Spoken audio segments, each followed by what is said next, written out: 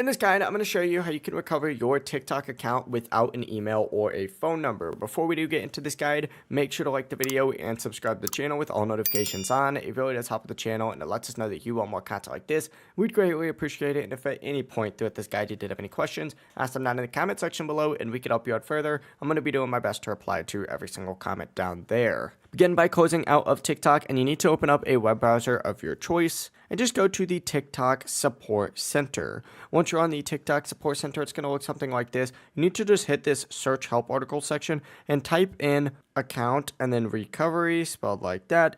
Hit enter. It's going to then load for a second and it's going to take you to a bunch of different options on here. Essentially, what you need to do is find the option for account recovery on here. Select it and then select report another issue and open up the online reporting form. For example, if you don't see it on here, you could just go ahead and select any of these other options and then go ahead and say no, hit need more help, and then of course go ahead and hit continue with email and of course email them something like this. You could follow through this exact same section like this if you really needed to. Try and put in your information as accurately as possible. Like put in your actual username, put in a contact email, any additional details, and in this additional details section in here, you need to make sure that you give them stuff like the sign up date, the region, linked emails, and devices that you've used so they know it actually is your account. If you have the ability to, you can also add attachments. I would 100% do that if you can, and then just wait for whatever email you put up here because they'll go ahead and respond to you within 24 to 48 business hours,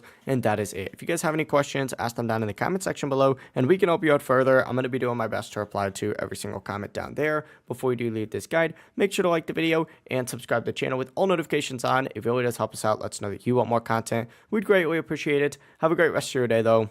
Peace.